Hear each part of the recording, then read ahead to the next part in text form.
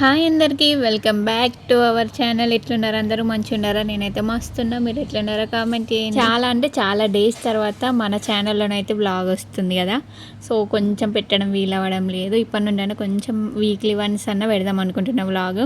So మీ support మాత్రం అట్లనే ఉండాలి. ఫస్ట్ అయితే అందరికీ హ్యాపీ తొలి ఏకాదశి. ఇంకెవరైనా మన ఛానల్ని కొత్త చూసిన అయితే సబ్స్క్రైబ్ చేసుకొని బెల్ ఐకాన్ క్లిక్ చేయండి. నేను వీడియో పెట్టగానే మీకు నోటిఫికేషన్ అయితే వస్తుంది. తొలి ఏకాదశి రోజు అయితే మార్నింగే మా వాళ్ళు అయితే పూజనైతే కంప్లీట్ చేసిర్రు.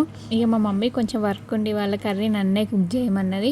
సో వంకాయ కర్రీ అయితే ఏమన్నా ఇక నేను దానికోసం అయితే అన్ని ప్రిపేర్ అయితే చేసుకొని కర్రీ అయితే కుక్ చేసినాం. ఈ కర్రీ అయితే నేను యూట్యూబ్లో ఎట్లా చేయడం అని చూసి సేమ్ యూట్యూబ్లో చూసినట్టే కుక్ చేసిన. టేస్ట్ అయితే బెటరే. ఇక మీ అందరికీ తెలిసిందే కదా, మన వేముల వాళ్ళనైతే ఆదియోగి స్టాచ్యూ అయితే పెట్టిర్రు పెద్దగా. చాలా ట్రెండ్ అవుతుంది ఇన్స్టాలో, చాలా మంది కూడా వీడియోస్ పెట్టిర్రు కదా. సో మేము కూడా చూద్దామని అయితే అక్కడికైతే వెళ్తున్నాం. సో అక్కడికి వెళ్ళినాం కానీ లోపలికి వెళ్ళడానికి అయితే అలో లేకుండా గేట్కి లాక్ అయితే చేసిర్రు. సో బయట నుండి అయితే ఇట్లా కొన్ని క్లిప్స్ అయితే తీసిన. సో నెక్స్ట్ అయితే ఓపెన్ అయిన తర్వాత అయితే ఖచ్చితంగా వీడియో తీసి అయితే మళ్ళీ మీకైతే పెడతా.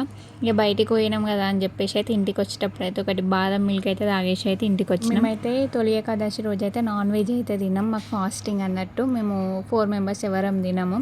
మా మమ్మీ నైట్ అయితే పకోడీ ఇంకా మిర్చి అయితే వేస్తుంది.